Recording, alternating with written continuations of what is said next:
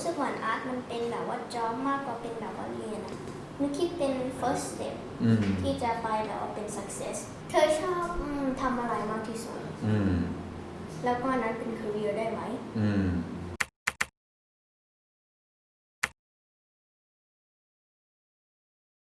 ถ้าพูดถึงศิลปินที่หาเลี้ยงชีพด้วยตัวเองส่วนหนึ่งในขั้นตอนการที่จะเลี้ยงชีพได้ด้วยตัวเองนั้นจำเป็นที่จะต้องมีการจัดแสดงนิทรรศการงานของตัวเองโดยผ่านแกลเลอรี่หรือที่แสดงงานต่างๆเพื่อเผยแพร่ผลงานของตัวเองให้รู้จักในวงกว้างวันนี้ก็เช่นกันมีงานศิลปะที่น่าสนใจจัดที่ The Meeting Room Art Gallery ในเชียงใหม่แต่ที่พิเศษไปกว่านั้นก็คือศิลปินคนที่เราจะเจอวันนี้มีอายุเพียง10 ปีเท่านั้นเอง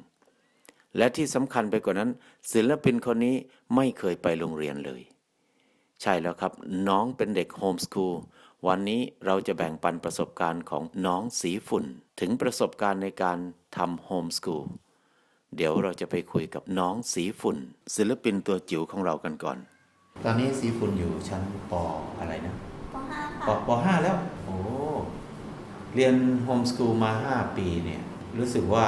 ชอบมากไหมหรือว่าอยากจะไปลองเข้าโรงเรียนไหมชอบมากกว่าไปโรงเรียนใช่ไหมอยู่บ้านเรียนเนี่ยตอนเรียนยังไงบ้างตอนนี้ส่วนใหญ่จะส่งไปเรียนที่อื่นเรียน private แบบนี้ค่ะมีวิชาอะไรที่ชอบที่สุดไหมหนูรู้สึกเหมือนอาร์ตมันเป็นแบบว่าจ็อบมากกว่าเป็นแบบว่าเรียนแต่หนูก็เรียนอยู่แต่หนูรู้สึกมันเป็นจ็อบที่หนูชอบมากกว่าแล้วถามภาษาอังกฤษอาร์ตกับภาษาอังกฤษชอบที่สุดใช่ไหมเพราะภาษาอังกฤษถนัด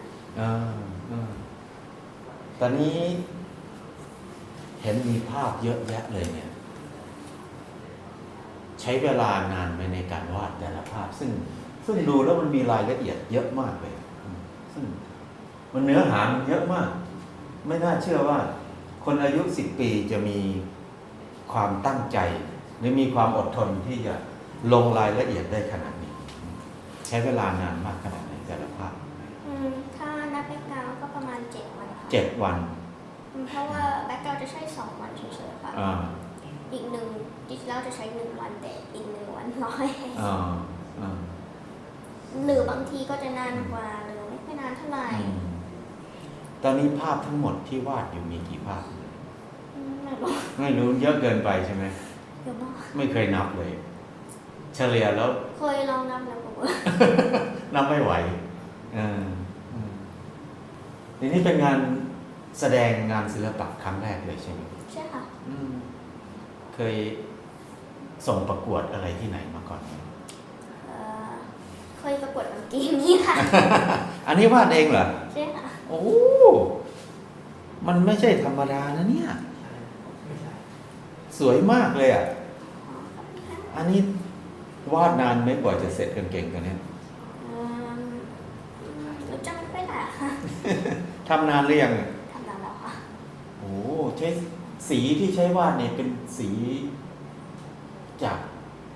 ธรรมชาติหรือเป็นสีทั่วไปที่เอามาหนูงงหน่อยค่ะว่าหมายถึงอะไรสีธรรมชาติก็คือสีที่ได้จากดอกไม้จากเปลือกไม้จากอะไรต่างๆเนี่ยหนูคิดว่ามันไม่ใช่ธรรมชาตินะคะเพราะหนูถ้าตัวตรงนี้ทั้งหมดใช้ยูนิโพสกาค่ะมันเป็นปากกาใช่ไหมแต่ปากกาไว้ทำบนเฟรมเพราะถ้าทำบนกระดาษมันก็จะมีฝอยๆนิดหน่อยให้เลเยอร์มากถ้าเลเยอร์บนแคนวาสมันเลเยอร์ได้ดีแค่ต้องรอให้มันแห้งก่อนทำไมแห้งก็ทับไม่ได้มันจะเล็กใช่ไหมใช่ค่ะทีนี้ในการจัดงานแสดงครั้งเนี้ยเป็นครั้งแรกรู้สึกยังไงตื่นเต้นไหมหรือว่ากลัวไหมที่จะเริ่มงานตอนแรกตอนวันแรกหนูรู้สึกกลัวหน่อยว่าจะมองว่ามีคนถามหนูแต่จริงๆแล้วคนไม่ค่อยถามอะไรมากนะแค่ดูงานเพราะมันมีแพทเทิร์นก็คือแบบว่าส่วนใหญ่เขาจะถามว่าชอบงานไหนมากที่สุดแต่มีบางคนที่จะถามเทคนิคมัน ดังนั้นเวลาเรียนที่บ้านเนี่ยพ่อแม่สอนยังไงบ้างสอนอะไรบ้าง ส่วนใหญ่อาร์ตค่ะ เป็นอาร์ตใช่ไหม ใช่แล้วก็พ่อก็แบบว่าสอนหนูมาร์เก็ตติ้งอะไรแบบนี้มาร์เก็ตติ้งอาร์ต เคยคิดถึงการร้องเพลงการแสดงอะไรอย่างนั้นเลยหรือว่าสนใจแต่เพลงติง ก็คิดอยู่มาแล้ว ยังไม่พร้อม ไม่อยากแล้วตั้งใจอาร์ต เอาแต่อาร์ตก็พอ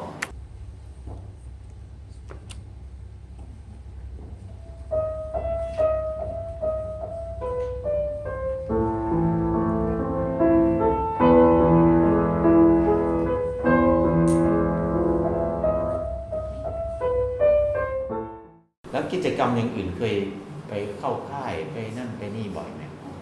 ไม่ค่อยบ่อยส่วนใหญ่หนูจะไม่ค่อยค่อยอะค่ะ อ๋อ เพราะหนูไม่ค่อยชอบอยู่ข้างนอก อ๋อชอบอยู่ในบ้าน หนู ทำงาน หนูกลัวแมลง กลัวแมลงกลัวหนอนใช่ไหม นั่นเองค่ะ อ๋อตัวน่ารักมาก ตอนนี้หนูคิดว่าหนูคินหน่อยโอเคหน่อยไม่สบายใจเรื่องอะไรบ้างในการทำโฮมสกูลไม่มีใช่ไหม บางทีถ้าเพื่อนไปแบบว่าค่ายพ่อเพื่อนก็ไปค่ายนะคะหนูก็จะแบบว่ามิสเพื่อน มีเพื่อนกี่คนที่ใกล้ชิดกันมากๆ แล้วก็คุยกันเรื่อยๆทุกวันนี้ หมายถึงว่าเป็นเฟรนด์หรือเบสเฟร เป็น นด์นะคะ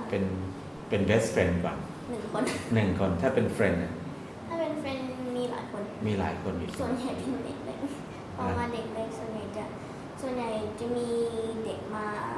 เรียนที่บ้านพ่อแม่สอนใช่ไหมคะแล้วก็หนูก็จะเป็นเพื่อนของเขาเล่นกับเขาตอนเขามีเด็กส่วนใหญ่เขาจะเล่นด้วยกันหนูก็จอยด้วยเพราะหนูว่า มีคนบอกว่าเด็กที่ทำโฮมสกูลเนี่ยจะเหงามากไม่ค่อยมีเพื่อนเยอะจริงไหม ถ้าอยู่ในบ้านตลอดก็ประมาณนั้น แต่ปกติก็ไม่ค่อยได้อยู่บ้านตลอดใช่ไหม จริงๆแล้วอยู่บ้านตลอดแต่ไม่ค่อยรู้สึกแบบนั้นเท่าไหร่ อ๋อ หลายครั้ง อืม หนูแค่รู้สึกถ้าไปเทรนหนูจะไปแบบว่าไปแคนาดาหรือไปที่โอลิมปิก ไปต่างประเทศบ่อยไหม เพื่อนหนูคะ ไม่สีฝุ่นอ่ะ ไม่ ไม่ได้ไปยังไม่ได้ไป แต่ไม่เพื่อ ต่าน งประเทศก็คือแบบว่า out of Thailand หรือ out of เชียงใหม่ out of Thailand ไม่ ไม่เลยอืม พ่อบอกว่าพ่อจะพาหนูไปญี่ปุ่นถ้าหนูพูดภาษาญี่ปุ่นได้ อ๋ออยากไปไหม อยากไป อะไรเท่าที่ทำให้อยากไปญี่ปุ่นเนี่ยไปกินอาหารหรือว่าอยากไปดูคนญี่ปุ่น กินอาหารแล้วก็ไปแบบว่าที่เขามี แล้วกินไอติมฮอกไกโดกินแบบว่ามิลค์ฮอกไกโดเคยกินแบบอร่อยมาก มิลค์ฮอกไกโด ใช่ อยากไปดูอันนั้นใช่ไหม แบบนี้ค่ะ คิดว่ามันอร่อยแหละ หนูเคยชิมแล้ว เคยชิมแล้ว แต่มันแพงค่ะ แพงมาก แต่ว่ามันเป็นหน่อยเล็กก็มัน1มันไม่รู้ว่า ญี่ปุ่นชอบเล่นเกมไหมเล่น Minecraft หรือเล่นอะไร เล่น Minecraft Minecraft ส่วนใหญ่เล่นเกม Minecraft เพราะไม่ค่อยมีเกม ใช้เวลาเล่นวันละกี่ชั่วโมงประมาณเท่าไหร่ บางทีถ้ามีเวลาว่างก็เล่นนานส่วนใหญ่ถ้าไม่ค่อยมีเวลาว่างก็ไม่ค่อยเล่นแต่เล่นอยู่ ก็เอาแค่เวลาว่างมาเล่นใช่ไหม แล้วก็แบบว่าอาจจะไม่ค่อยเล่นเพราะมันเดรนแบตเตอรี่แล้วก็คนแบตเตอรี่น้อยหน่อย อ๋อมันเปลืองแบตเตอรี่ เยอะ เยอะมากใช่ไหม ใช่ ก็เลยเล่นแค่ถ้าแต่ว่า80หรือ60%เพราะมันเร็วมาก เข้าใจเล่นเนาะ เพราะมันเป็นแบบว่า 3D แต่ว่าถ้าเป็นเกมที่เป็น 3D มันก็จะแบบว่าแบตเตอรี่เดรน เดรนเร็วมากเลยระหว่างวาดภาพกับเล่นเกมอันไหนมันเพลิดเพลินมากกว่า วาดภาพ วาดภาพเพราะได้ทำสิ่งที่ชอบใช่ไหมแล้วก็ถ้าคุยภาษาอังกฤษถ้าคุยภาษาอังกฤษก็ชอบเหมือนกับวาดภาพใช่ไหมเคยไปคุยกับฝรั่งตามวัดตามที่ต่างๆแหล่งท่องเที่ยวต่างๆไหม ส่วนนี้คุยกับเพื่อน คุยกับเพื่อนใช่ไหมเพื่อนที่คุยภาษาอังกฤษได้ตอนนี้มีกี่คนนะ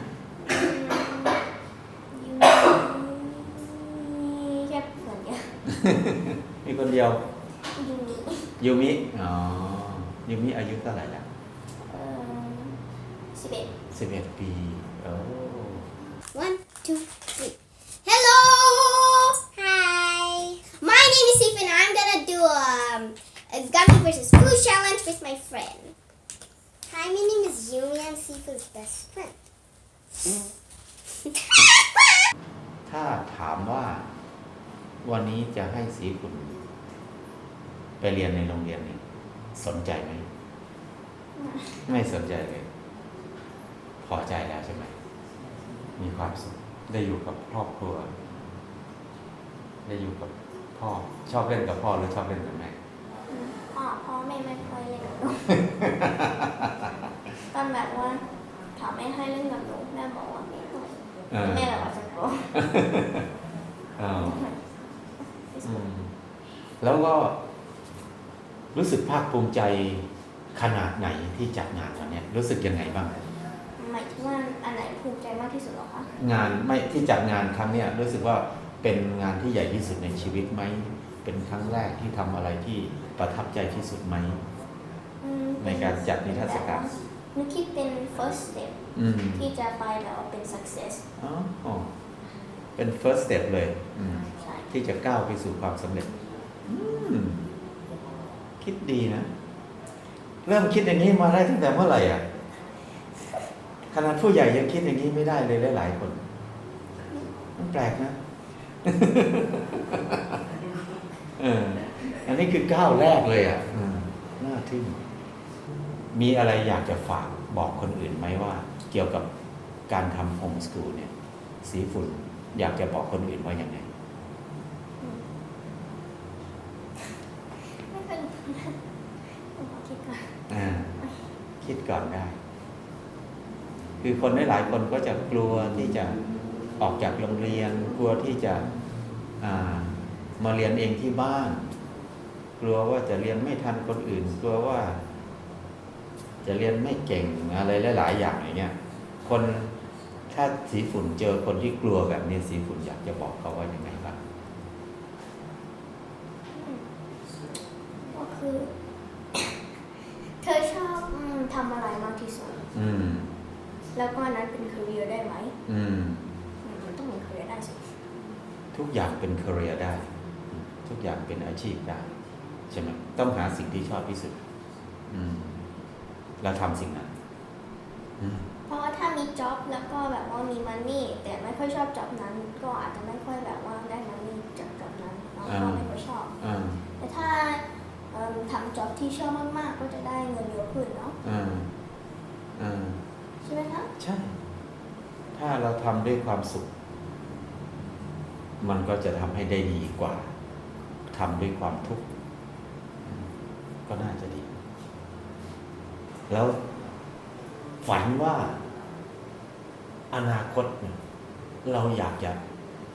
ก้าวไปยังไงในเรื่องของศิลปะหนูอยากจะไปเป็นแบบว่าmost famous artist nationally that's the aim at least that's the dream เพราะหนูรู้สึกว่ามันจะยากมากแค่ nationally ถ้า worldwide ก็ไม่ค่อยรู้ว่าอาจจะได้ไหมหรือไม่แต่ nationally เป็น goal เป็น goal ถ้า nationally หนูอยากจะไปแบบว่าเพื่ออีกหรือแบบ all part อะไรแบบไม่เคยรู้เหมือนกันเพราะว่าตอนนี้หนูแค่10 ขวบแค่10 ขวบมีความฝันอยากจะเป็นศิลปินระดับชาติได้แสดงว่ามันสุดยอดมากเพราะว่าคนหลายๆคนที่อายุ20 กว่าปีแล้วเวลาถามเขาเนี่ยเขาก็จะบอกว่าไม่รู้ว่าชอบอะไรคนส่วนมากจะเป็นอย่างนั้นฉะนั้นสีฝุ่นจึงเป็นคนที่พิเศษมากสุดยอดมากขอบคุณสีฝุ่นมากที่สร้างงานศิลปะให้คนได้รู้สึกผ่อนคลายได้คนได้จินตนาการสีฝุ่นได้ช่วยคนเยอะมาก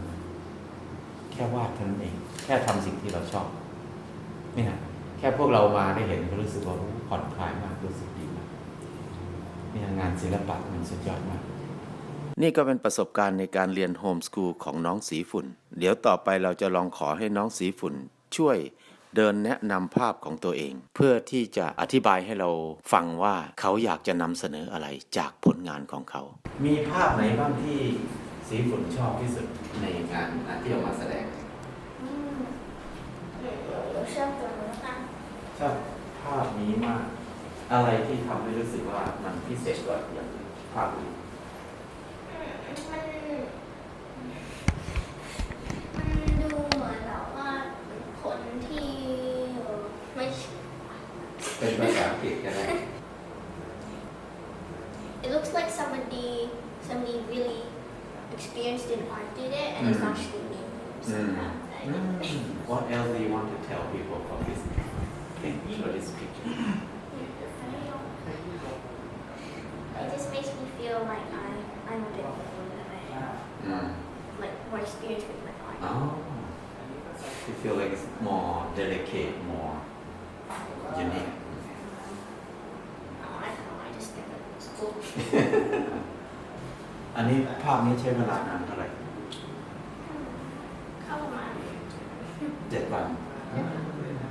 แต่อาจจะนานกว่าเพราะแบบว่าแพลนเพราะว่าไม่ได้แบบว่าล่างกับมาร์กเกอร์เหมือนอันนั้นค่ะ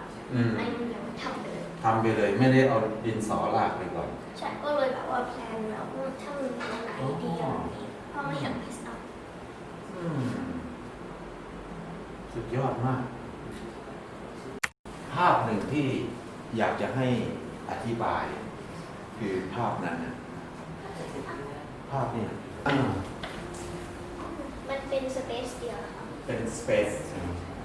เป็นสเปซเดียว Space เดียว มันเป็นวัน อ่า เป็นสเปซ โอ้อันนี้คือ universe เหรอ ใช่ค่ะมันเป็นสตาร์ เป็น star เป็น planet จริงๆแล้วมันเป็น stars stars อันนี้ก็ใช้เวลาประมาณ 7 วันเหมือนกันเวลาเริ่มภาพวาดอย่างเงี้ยเราเริ่มจากอะไรก่อน แบ็คกราวด์ background ก่อนใช่ไหม background นี่ก็คือตอนแรกเป็นสีเดียวไปก่อน ส่วนใหญ่จะเป็นรูปแบ็คกราวด์เป็นสเก็ตช์ อ่า ก็คือสเก็ตช์ก็คือแบบว่าถ้าแบบว่าสเก็ตแล้วก็แม่ก็ช่วยเลือกแล้วก็แม่บอกอันนี้ดูดีมากนะต้องเอานี้ทำเฟรมแล้วก็ทำเฟรมแบบว่าหลายๆอันแล้วก็บอกอัน space ดีแบบ space looking background yes เนี่ยค่ะ เดี๋ยวเราจะพาไปคุยกับคุณโจ เจ้าของ The Meeting Room Art Gallery ว่าเห็นอะไรในผลงานของน้องสีฝุ่น ถึงได้เลือกผลงานมาจัดแสดงที่แกลเลอรี่แห่งนี้ คุณโจทำแกลเลอรี่มากี่ปีแล้วครับ เกือบจะ10 ปี เกือบจะ10 ปีแล้ว เกือบจะ10 แล้วก็ที่นี่เพิ่งมาเปิดใหม่ ใช่ครับ เราย้ายมาจากที่ ตรงเรียกตัวเองว่า The Meeting Room The Meeting Room Art Cafe ไม่ได้เปิดกว้างเฉพาะเรื่องงาน แต่เปิดกว้างในเรื่องของอายุด้วย เพราะว่าแม้แต่สีฝุ่นนี่เพิ่งอายุ 10 ปี ก็ยังมา สิ่งแรกที่ผมเห็นงานสีฝุ่นเนี่ยว่าน้องคนนี้มีบุคลิกคือมันตอบจุดประสงค์ เห็นแวว มันใช่ครับ คือเห็นแววแล้วเราก็เห็นความจริงใจของเขาเห็นความสุขของเขาเห็นสิ่งที่ความตั้งใจผมคิดว่าตรงนี้น่าจะพอนะครับสำหรับผู้ใหญ่บางคนยังทำไม่ได้ จริงๆผู้ใหญ่บางคนยังไม่กล้ามาแสดงงานเลยบางทีจบมาแล้วยังไม่กล้ามาแสดงงานเลย อันนี้ผมก็รู้สึกว่าทึ่งมากกับคน10 ปีวาดภาพได้ประณีตได้ขนาด ครับผมคือผมคิดว่าเป็นธรรมชาติของจริงไม่ว่าเขาจะได้get influence จากการ์ตูนที่เขาดูหรือว่าอะไรก็แล้วแต่อันนี้ก็ถือว่าไม่ว่าจะลายเส้นหรืออะไรพวกนี้คือเขาตั้งใจมากครับโดยเฉพาะงานที่โซโล่แรกของเขาเนี่ยคือผมบอกกับพี่จิวว่าผมปล่อยเลยคือเอาเลยเท่าไหนเท่านั้นเอาเลยเพราะว่าปกติเลเวลก็ผ่านแล้วเพราะว่าบุคลิกมันได้จริงๆบุคลิกมันได้จริงปกติแล้วมีคนที่อายุน้อยๆอย่างเงี้ยมาแสดงงานที่นี่ จะมีในเชิงของรวมตัวกันไม่ว่าจะเป็น อย่างพี่จุ้ย อืม ซึ่งสอนงานศิลปะด้วยอย่างเงี้ย ครับ เวลาเขาแสดงก็บางทีก็อยากจะให้เด็กๆเข้ามาร่วมแสดงด้วย คือในจะลักษณะนั้นมากไปกว่าจะมาโซโล่เลยครับผม ก็รู้สึกว่าเขามีตัวตนที่ชัดเจนขึ้นมาตรงนี้ผมรู้สึกว่า อันนั้น มันน่าสนใจ อันนั้นคือต้องตอบว่า 100% จริงใช่ คือเขาจริงใจกับงานมาก ครับ ไม่ว่าการเลือกสีรายละเอียดดีเทลของตัวละครหรือตัวการ์ตูนหรือตัว subject ที่เขาอยู่ในภาพเนี่ยเขาค่อนข้างจะพวกนี้มันบอกหมดนะเรียกว่าลายเส้นที่มั่นใจในเรื่องของดีเทลตรงนี้มันคือมันสามารถบอกว่าเขาแบบตั้งใจจริงที่จะทำงานแรกของเขาที่จะเป็นโซโล่แรกในเมื่อโอกาสเขามีแล้วแล้วก็เขาเป็นธรรมชาติมากเขาเป็นธรรมชาติมากวันเปิดงานเขาก็เล่นกับแก๊งของเขาคุยกันไม่ได้ต้องมีว่าจะขายได้ขายไม่ได้หรืออะไรก็แล้ว แต่คือตามที่เราเคยเห็นกันมาเขาก็เป็นธรรมชาติเขาวาดเขาจบงานเขาแล้วแต่ความจริงนี่คือเรื่องที่ถูกที่สุดผมประทับใจที่เขาพูดวันนี้เขาบอกว่าอันนี้คือ first step ใช่ถูกต้องซึ่งผมคิดว่าเด็กขนาดนี้คิดได้ใช่ขนาดนี้นะไม่ใช่ธรรมดาใช่นี่คือ first step ไม่ใช่ว่าอันนี้คืองานสุดท้ายใช่มันเป็น journey มันเป็นอีกต่อไปซึ่งคือมันทั้งชีวิตก็ความจริงก็ศิลปะคือมันคือชีวิตมันคือชีวิตจริงๆมันคือชีวิตคือชีวิตขอบคุณมาก ขอบคุณมากนะครับที่เปิดพื้นที่ให้หลายคนได้ครับผมชื่นชมเจอเลยครับผมสบายเป็นยังไงกันบ้างกับน้องสีฝุ่นเด็กโฮมสคูลที่มีความรักในงานศิลปะฝึกฝนตัวเองจนได้มาแสดงผลงานที่แกลเลอรี่ในวัยเพียง10 ปีตอนต่อไปเราจะพาไปคุยกับพ่อจิวพ่อของน้องสีฝุ่นเพื่อแบ่งปันวิธีคิดและประสบการณ์ในการทำโฮมสคูลติดตามได้ตอนต่อไปครับเขาอยากเป็นศิลปินเนี่ยเขาเป็นได้วันนี้เลยเป็นเลยไม่ต้องเรียนให้จบเขาก็ใช้ชีวิตให้เหมือนกับศิลปินเลยหนักใจไหมว่าลูกเราจะไม่ทันคนอื่นเวลาดูจะดูว่ามีความคิดหรือเปล่า